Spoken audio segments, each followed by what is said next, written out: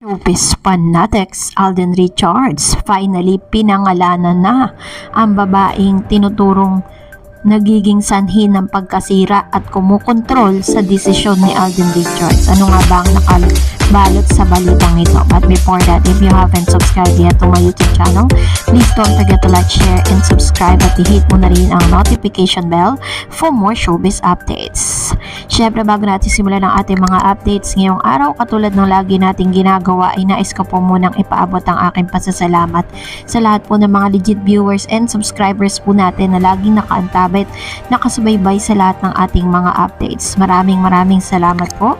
At dahil dyan, let me give you a short preview with regards dun sa mga updates natin. Una natin na i-upload kanina lang na si Miss Maine Mendoza ay nag-react sa sinabi ni Bossing Maha Salvador di pinayagan na pumalit kay Maine.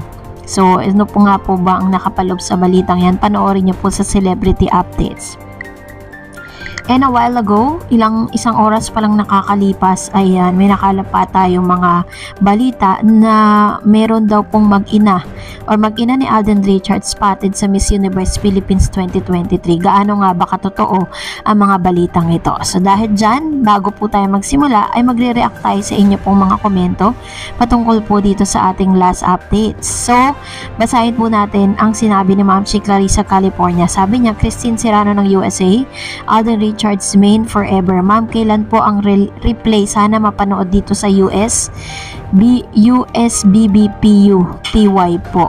Ngayon. So, ang alam ko po is nakapost na po yan sa YouTube. Pwede nyo na pong hanapin yung Miss Universe sa Philippines 2023. Sabi ni Ma'am Chililia Dinos, pag hindi naiangat si Alden dito sa babaeng to, ay baka mawala sa kanya mga pinaghirapan niya. Huwag kang masilaw sa mga bulong niya sa'yo. Kung ang kapalit niyan ay kapapahamak mo sa kinabukasan ng pamilya mo, hindi mo naman kailangan ng mga tulong ng babaeng yan. Dahil mayaman ka na, dapat Alden, matuto tayong tumanggap kung ano mong meron. Huwag mo hangarin ang masilaw ka sa mga pangako. Dahil alam mong may kapalit, mahalin mo na lang ang pamilya mo, maikli lang ang buhay, at ang yaman di mo madadala. Mas mahalaga ang pamilya na tunay na nagmamahal sa'yo. Alam ko matalino ka, kaya habang maaga iiwasan mo yung babaeng yan dahil yan ang ikapapahamak mo. Mahal namin kayo ni Maine at ayaw namin makita kayong di masaya. Mahalin mo siya. Pamilya mo, huwag ang babaeng sisira sa'yo. Ayan.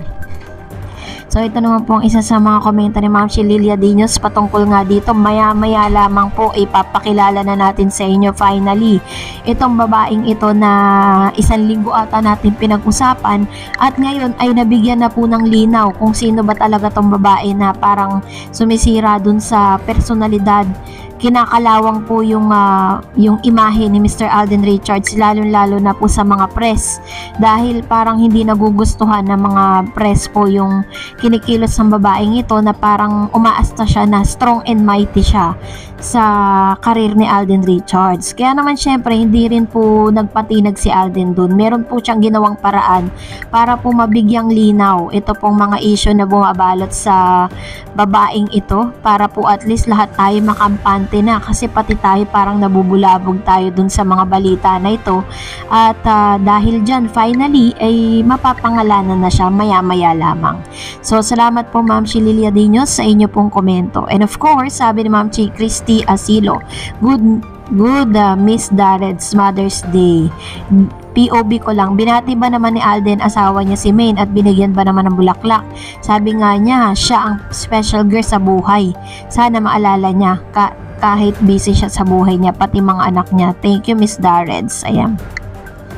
So, ito na po ang komento ni Ma'am Chi Christy Asilo. So, ayoko pong magbigay sa inyo ng hindi totoong balita, no? Pero wala po kasi ako nabalitaan na meron pong ibinigay si Alden Richards dito kay Maine. Diba? Kung ano man yun, siguro po mas gugustuhin nila na kung ano man po yung basta ang nabalitaan natin. Si Alden Richards nagpadala ng flowers sa lola niya. At nagpadala rin siya ng letter. Kasi nga po, itinuturing niya ito na parang nanay niya na din second mother niya, dahil nanay ito ng kanyang daddy bay. So, salamat Ma'am Chi Christy Asilo sa inyong komento. And Miss Lorna Mendoza also said, totoo yan, may gayuma talagang pag interesado yung babae. igagawa ng paraan para makuha niya si Alden. Dapat mag-ingat si Alden sa babaeng yan. Lord, ilayo mo po si Alden sa babaeng tumutokso sa kanya. Please, Lord. Ayan. So, ito naman po ang komento ni Ma'am She Lorna Mendoza. Patungkol naman po dun sa, ito pa rin, no? Talagang ang dami pong talagang nababother dito sa babaeng ito. And then ngayon, araw na ito finally ay matutuldukan na para at least lahat po tayo makampante na, no?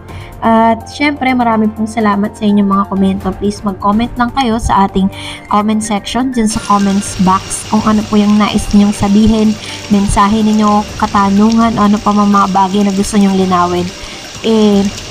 Itatry natin na sagutin ang lahat ng yun. So ngayon, bigyan linaw na natin ito pong balitang ito patungkol sa babaeng kumukontrol kay Alden Richards. Finally, napangalanan na. Panoorin natin ito. Pinakahihintay na pahayag ni Alden Richards. Ito po, sasabihin na po namin ngayon ang pangalan nung taong sinasabing malapit kay Alden na nagpapanggap pong high and mighty na nagiging kontrabida sa karera ni Alden. Ang pangalan po niya ay Sam. Marami po nagtatanong, sino ba si Sam sa buhay ng pambansang gay? Ano ba ang kanyang trabaho at bakit siya pinagpipintangan na parang hawak lamang sa liig si Alden Richards? Na lahat narinira ng mga plano, kumbaga. Parang ganon. Ikaw din, nagtanong ka, hanggang saan ba ang diskresyon ng kanyang trabaho kay Alden magloko? Anong mo yan? Iba yung jurisdiction. Kasi lahat ng mga reporter na malapit sa kay Alden na dati-dati nagagawa, ngayon hindi na. Yung sinabing ipinagtago yan sila. Hinila-hila si Alden at sila hindi pinalapit. Pangalawa, yung tungkol po doon sa shoot niya ng isang TV commercial na nagsalita itong Sam na ito ng aw-aw. Kasi daw, hindi raw karapat-dapat na pupunta doon ng may ginagawa si Alden. Tapos, yung katatapos po nilang teleserye ni May Alonzo, kalat na kalat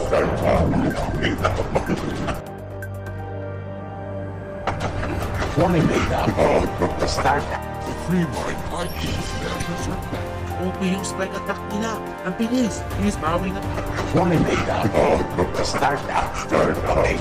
Ito po ay talagang kalat na pinaghihintay di umano ni Alden Richards ang kanyang mga kasama. Ayun na tayo. Kaya sabi ko, alam mo na yung mapapanood to ni Alden, gagawa ng pangailangan na sa'yo. Isang tawag niya sa isang text na sa'yo. Kasi madali kang maabot ni Alden. Matagal ko na siyang gustong kausapin. O kahit i-text man lang. Pero alam ko po ang hanap buhay ng mga artista. Kapag may ginagawa sila sa ibang bansa na proyekto, ayokong makagulo. Baka yung text ko ng pagtatanong na may halong panghusga mo minsan, di ba? Panghusga. Baka mamaya makaabala sa kanyang trabaho yun. Kaya pagbalik niya rito, yun agad ang kanyang inasikaso. Nagkaroon kami ng komunikasyon, ipinaliwanag niya kung sino ba si Sam. Kasi ang pangit po nang lumalabas at inamin ko sa kanya, ako'y nasasaktan sa mga salitang naririnig at nababasa ko. Kung sino si Sam sa buhay mo, hindi mo ba nararamdaman? Ako ang magpaparamdam sa iyo. Hindi maganda yung konotasyon. Diba? Lalo pa, nung nakarang episode, sinabi ni Wendell, dati nang kinu-question ang kanyang gender. Diba? Pero nakapasok yun eh. Pero sa pag-uusap yung dalawa ni Alden eh, anong sinabi yan tungkol dun sa dati niya? Si Tenten na inasan si Tenten. Nagpaalam at magpapahinga muna.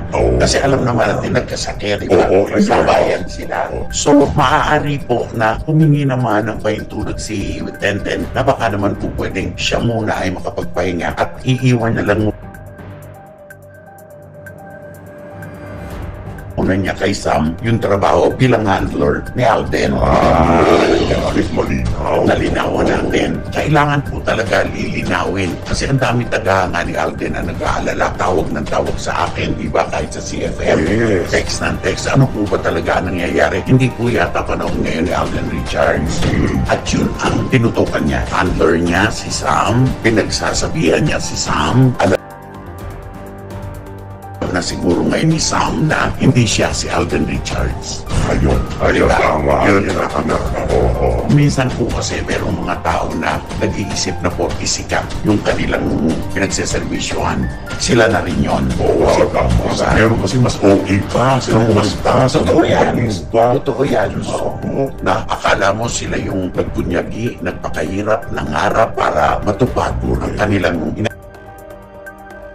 ambisyon sa buhay. Gaya nitong si Sam, baka makakawala pa siya nung si Alden ay nakikipaglaban sa buhay. Diba? So ngayon, na malinaw na, hindi ko alam kung yung sinabi ni Alden sa akin ay galing sa kanyang puso o lumabas lang sa kanyang bibig. Hindi ko pa alam yon. Kailangan ko pang malaman sa katagalan ng panahon at sila dapat magpatunay kung ito ba si Sam talaga ay hindi kontrabida kundi nagtatrabaho lang sa kanya. Ayan. Yun ang mahirap, diba? Pero ang magandang punto dito, nag-reach out na si Alden. Oo, ganun din ako. Hindi siya nagpapabaya talaga. Kapag meron siyang issue na nalaman, agad-agad nagpapaliwanag siya. Agad-agad nililinis niya yung kanyang daan. Kasi pag maraming alikabok, nako, Nakakasa mo. Dadami at dadami. Pag hindi mo naging sundadaan, dadami at dadami hanggang sa sunod ka na makadaan. oo, pito na yan. Diba? Personal na nananagan. Gusto kong makilala si Sam. Ay, Gusto ko siyang makilala ng personal.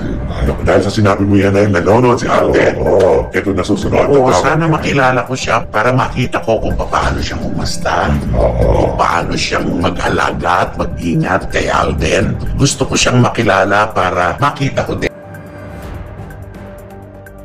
sa aking barometro, sariling barometro, kung lumalabis ba siya o kulang pa. Oo. Diba? At kailangan may mukha na. Oo, may mukha na dapat yung pinagdududahan na high and mighty. Diba? Hindi dapat kasi ang kinabubuhay ng mga artista, tagahanga, mga reporters, mga nagbibigay ng proyekto. Kapag ang mga taong ito ay pinangunahan ng isang nagmamagaling, sigurado yan, negatibo ang resulta. Ay, Yun lang yun. At least maganda ito na narinig ni Alden at marinig din yung Sam, I'm sure. Kaya sa sasabihin niya, okay. Pero at least may idea na siya, ay, napapansin pala, mali pala yung ginawa. May mga ganun kasi diba, naku, labis pala yung nagawa ko sa pasensya na hindi ko tama yun. Katulad yung sinasabing ayaw palabasin si Alden dahil nagpapahinga, pagod na pagod, lahat napapagod, lahat gusto ng pahinga. Pero kapag oras ng trabaho, Sam, kailangang papuntahin mo si Alden, palabasin mo dahil nandun na ang mga kasama niya. Hindi po pwedeng personal na interest lang ni Alden. Nangiintindihin mo, makikisama kayo. Pare-pareho kayong sinusweldoan dyan. Lahat ng artista, may kanya-kanyang sweldo, dapat magtrabaho. Lumupad sa trabaho. Wag sobrang protective. Yun lang yun.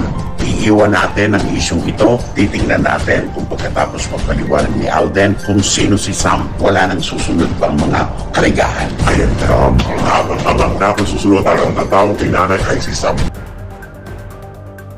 Katawag, ay, ako po si Sam, di ba ako po? Di ba yun ang pagkapalit ng kwento? Talaga ito meron din siyang sariling dapat lang. Diba? Yun. Uy, nangako tayong tatlo na manunood tayo